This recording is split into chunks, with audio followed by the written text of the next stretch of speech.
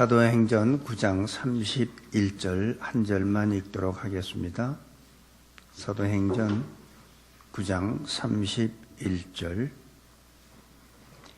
그리하여 온 유대와 갈릴리와 사마리아 교회가 평안하여 든든히 서가고 주를 경외함과 성령의 위로로 진행하여 수가 더 많아지니라.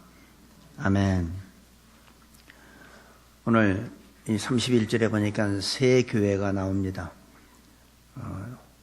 유대와 갈릴리와 사마리아 교회. 이 교회 하나님께서는, 예수님께서는 교회의 주인이십니다.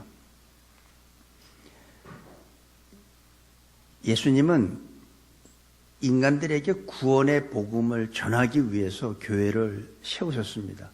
그래서 많은 사람들이 교회를 통해서 복음을 듣고 구원을 받습니다. 그래서 교회는 이 세상에 있어도 되고 없어도 되는 그런 존재가 아닙니다. 교회는 반드시 존재할 필요가 있습니다. 그래서 예수님이 세운 이 교회는 순수해야 돼요.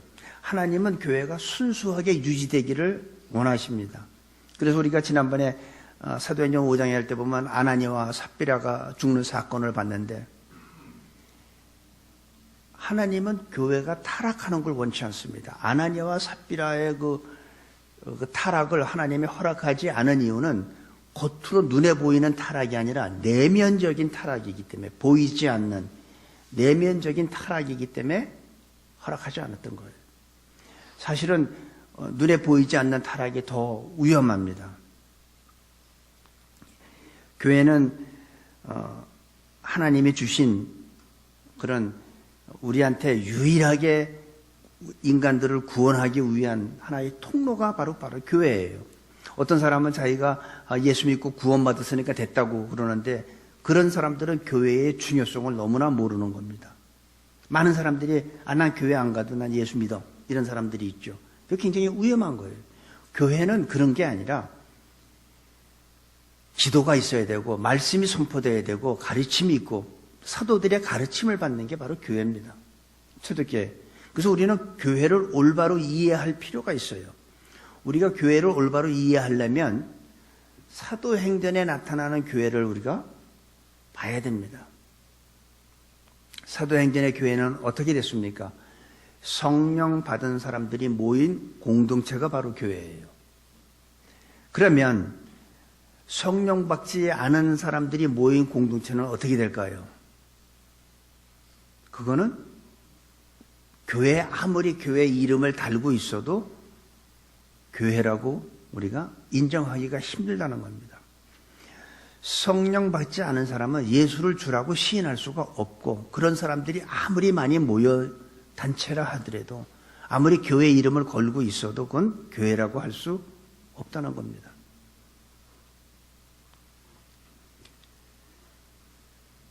진정한 교회는 말씀이 선포되어야 됩니다. 이 초대교회에 보면 사도들의 가르침을 받았어요. 그리고 떡을 떼고 교제를 했습니다. 그래서 진정한 교회의 모습은, 나는 예수 믿으니까 교회 안 가도 돼 하는 분들한테 꼭 이 말씀을 드리고 싶어요. 교회는 말씀이 선포되는 걸 듣고, 말씀에 가르침이 있어야 되고, 교제가 있어야 되고,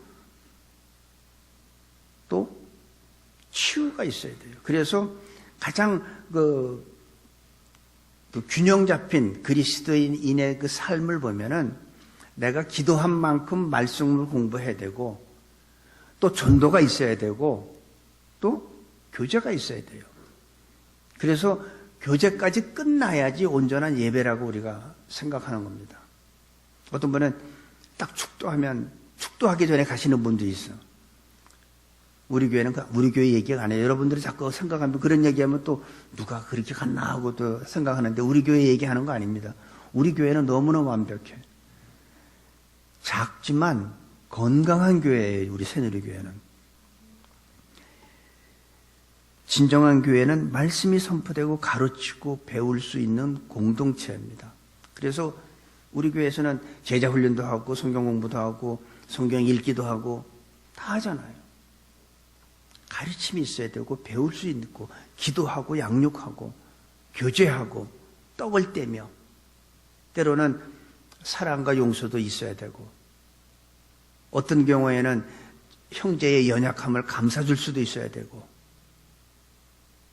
또 내적인 치유도 받는 것이 저는 교회라고 생각합니다.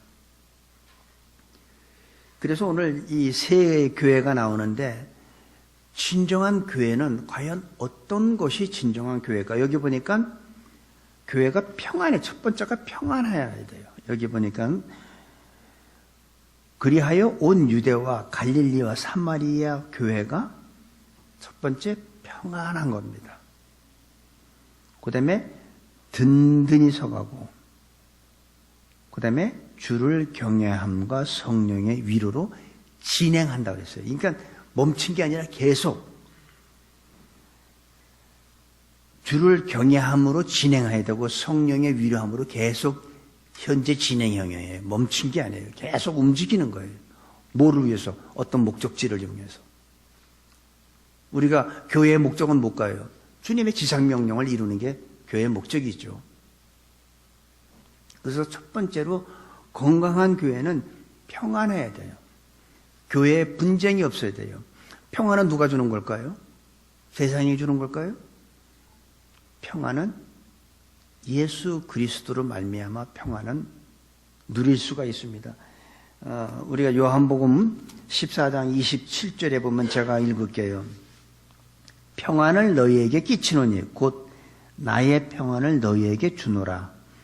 내가 너희에게 주는 것은 세상이 주는 것 같지 아니하니라. 너희는 마음에 근심도 말고 두려워하지도 말라. 예수님이 주는 거예요. 평안을 너희에게 주노니 이건 세상이 줄 수 있는 게 아니라는 거예요. 예수님만이 줄 수 있는 거예요. 그래서 예수님 자체가 바로 예수님을 모신 곳이 평안이 있는 곳이에요. 평안이 있는 곳에는 기쁨이 있어요. 그래서 예수님이 부활한 후에 제자들이 다 두려워서 이렇게 문을 닫고 있을 때 예수님이 그 가운데 오셨죠. 예수님이 그 두려워하는 제자들한테 주신 게 뭐예요? 너희에게 평안이 있을지어다. 두려워하는 사람한테 첫 번째 주신 게 평안이에요. 여러분 마음에 두렵습니까? 예수님으로부터 오는 평안은 세상에 줄 수도 없고 세상에 뺏을 수도 없는 그런 평안입니다. 그 평안을 누가 누렸습니까? 바울이 누렸죠. 바울은 이 평안이 있었어요. 그래서 감옥에 갇혔는데도 찬양이 나온 겁니다. 이 평안을 우리 교회가, 우리 모두가 가져야 돼요. 나의 평안을 너희에게 주노라. 제자들이 그렇게 무서워서 두려워하고 있을 때 예수님이 주신 첫 번째가 평안입니다. 여러분들 지금 힘들고 고통스럽고 상황이 안 좋습니까? 역시 주님은 이 시간에도 우리들 각자 우리 상황이 힘든 사람한테 주시는 게 뭐예요? 너희에게 평안이 있을지어다. 아니 예수님 이게 어떻게 평안이 있을 수 있습니까? 아멘으로 받으시면 그분한테는 말할 수 없는 기쁨과 평안함이 상황은 바뀌지 않았지만 찬송이 나오는 거예요. 바울은 감옥에서 잡혀 있지만 그 가운데서 찬양이 나왔던 거예요. 왜?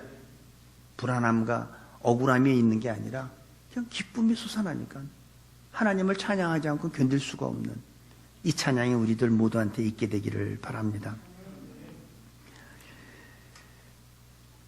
이 세상 요즘에 이 시대에 사는 사람들은 물질은 많이 소유했지만 평안을 잃어버렸어요.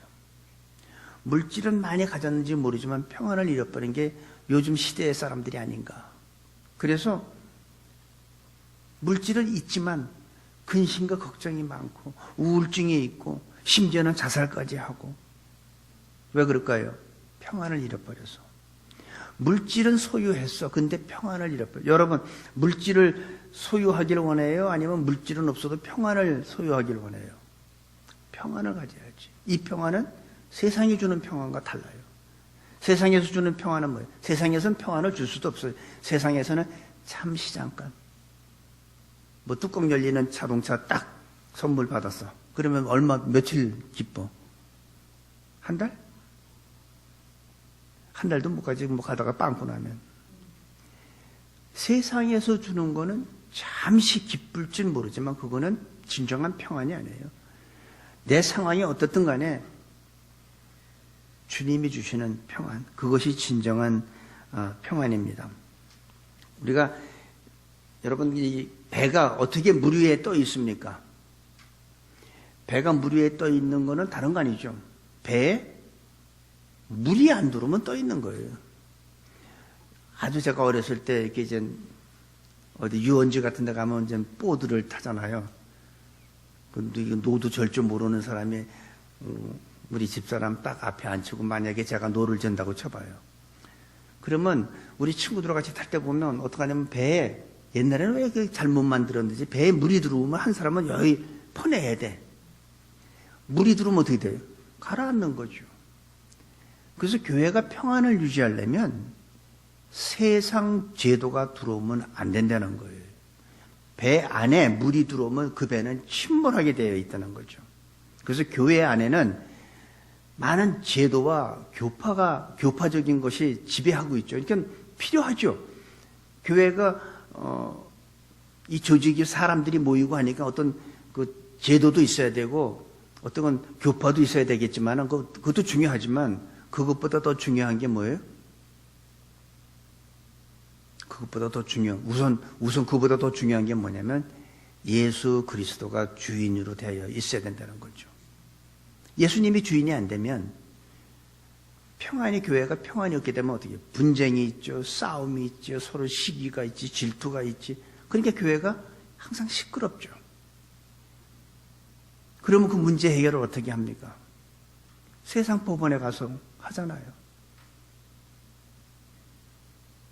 세상에서 법정에서 판결을 내리면 그대로 또 따라 자고한 어쨌든 간에 교회는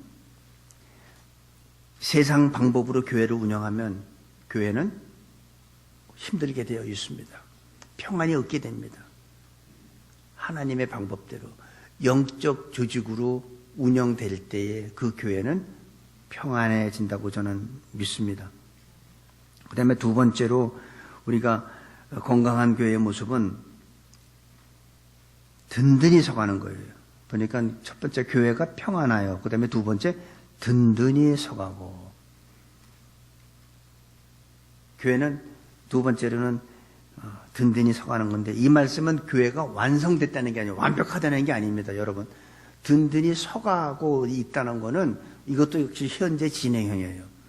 완전히 완성됐다, 교회가 완벽하다. 그러니까 여러분들 교회에서 어떤 완성이나 완벽을 요구하지 마세요. 왜 교회가 이래야 돼? 왜 이걸 못합니까? 교회는 완성된 게 아니에요. 지금 만들어져 가는 거예요. 우리 에베소서 보면은 4장에 보면 에베소서 2장으로 보겠습니다. 에베소서 2장 21절.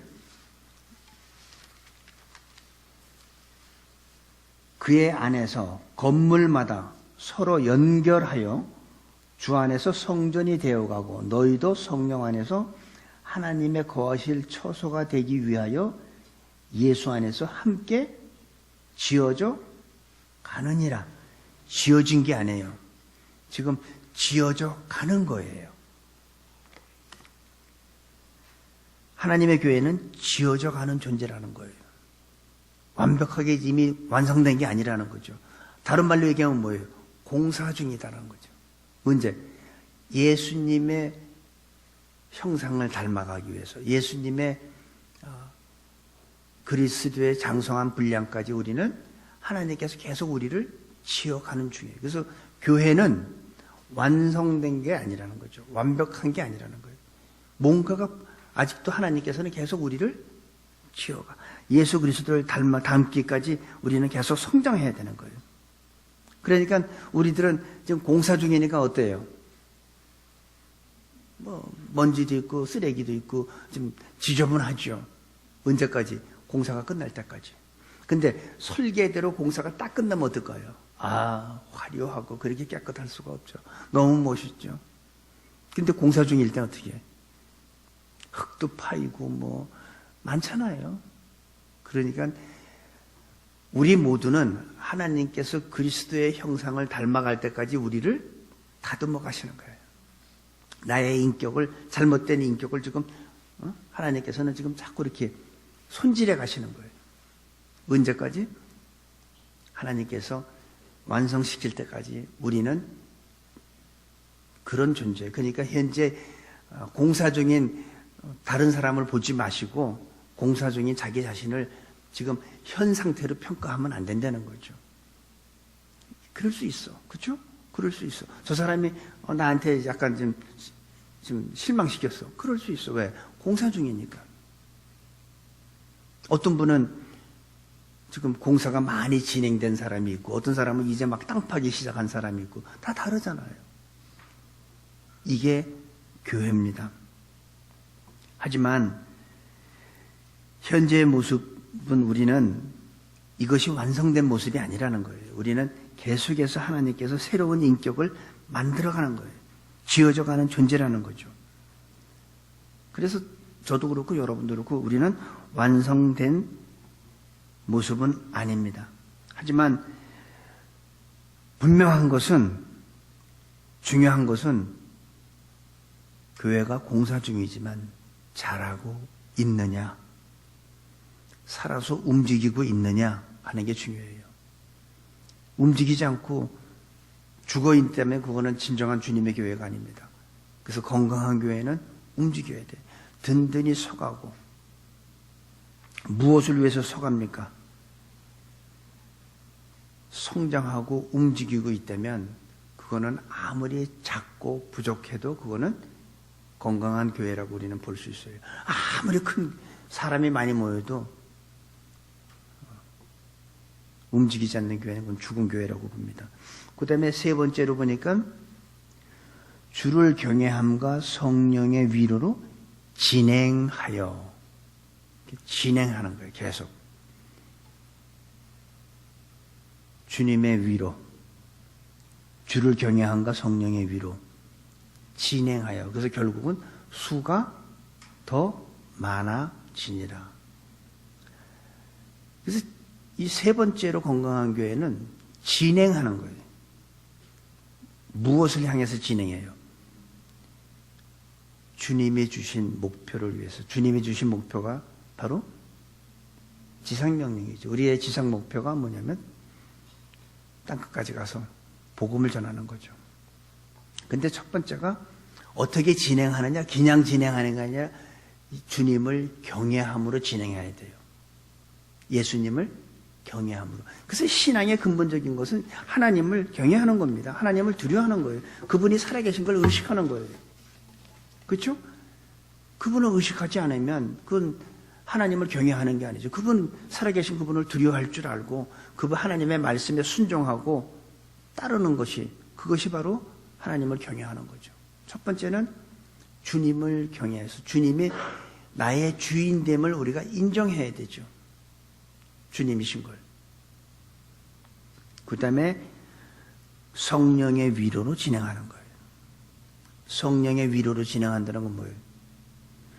성령께서 주시는 힘과 지혜로 목표를 향해 가라는 거죠.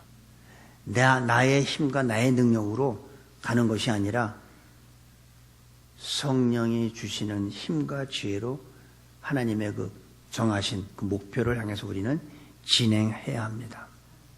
우리가 하나님을 경외하면 하나님께서는 성령을 통해서 우리한테 그런 힘과 능력을 부어주신다는 거예요. 그래서 첫 번째는 주님을 경외함으로 진행하고 또 성령의 위로로 우리는 진행하는 겁니다. 그래서 우리가 성령께서 능력을 부어줌으로 우리가 목표를 완성하는 것이 바로 진정한 교회라는 거죠. 그 목표를 완성하는 것. 주를 경외함과 성령의 위로가 있을 때 교회가 평안하고 든든히 서가는 것입니다. 그리하여 온 유대와 갈릴리와 사마리아 교회가 평안하여 든든히 서가고 주를 경외함과 성령의 위로로 진행하여 수가 더 많아지니라. 결국은 어떻게 해요? 사람의 수가 더 많아진다는 거예요. 영적으로 그냥 사람이 많이 모이는 걸 여기서 얘기하는 게 아니고 주를 경외하고 성령의 위로, 성령의 역사가 있는 그런 성령 체험한 사람들의 수가 많아진다는 거예요. 그냥 일반적으로 사람이 어떤 무슨 무조건 사람들이 많이 모이는 얘기를 하는 게 아닙니다. 그러니까 영적으로 먹을 게 있으면 수가 많아질 수밖에 없다는 거예요. 영적으로 먹을 게 있으면 성령께서 그런 사람들을 보내준다는 거예요. 그게 성장하는 교회고 그게 살아있는 교회고 그것이 바로 건강한 교회의 모습이며 교회 성장의 전 비결이 아닌가 이렇게 생각을 합니다. 우리 교회 한번 이 시간 생각해 보기를 원합니다. 우리 교회는 진짜 주님을 경외하는 마음이 있나? 성령의 위로가 우리 교회에는 성령께서 그렇게 역사하시는 교회인가? 그렇지 않다면 우리는 세상 속에 있는 교회와 별다른 차이가 없다고 생각합니다. 배가 물 위를 유유히 물 위를 지나는 것은 물이 배 안에 안 들어올 때 가능하듯이 우리 교회는 세상의 제도와 세상의 방법이 오지 않는다면 우리는 이 세상 속에 있지만 세상에 있지만 세상에 빠지지 않고 전번에도 한번 얘기했지만 바닷물 속에 짠물 속에 사는 물고기는 그 속에서 짠물 속에서 평생을 살아도 그 고기는 짜지지 않는다는 거예요. 살아있는 물고기는 절대 짜지지 않습니다. 근데 죽은 고기는 어떻게 해요? 소금 뿌리고 그 다음날 보면 다 자반이 되어 있잖아. 짜지잖아. 저는 우리 교회가 그런 교회가 됐으면 좋겠어요. 세상 속에 있지만 세상에 물들지 않는 교회. 이것이 바로 오늘 주님이 주시는 건강한 교회의 모습이라고 봅니다. 오늘 세 교회가 있지만 특징이 뭐냐면 교회가 첫째 평안하고 그 다음에 든든히 서가고 주를 경외하며 성령의 위로로 수가 더 많아지더라. 이것이 사도행전에 나타나는 건강한 교회의 모습이고 우리 새누리교회의 모습이 될 줄로 믿습니다. 아버지 하나님, 초대교회의 아름다운 교회의 모습과 사건이 우리 새누리교회에게도 동일하게 일어나게 하여 주시고 이 지역에서 주를 가장 경외하는 교회가 되게 하시고 가장 평안한 교회가 되게 하시고 든든히 서가는 교회로 축복하여 주옵소서. 그럴 때 하나님께서 더 많은 영적인 사람들을 보내주셔서 날마다 수가 더해가는 그런 축복이 있는 교회로 인도하여 주옵소서. 감사하며 예수님의 이름으로 기도합니다. 아멘.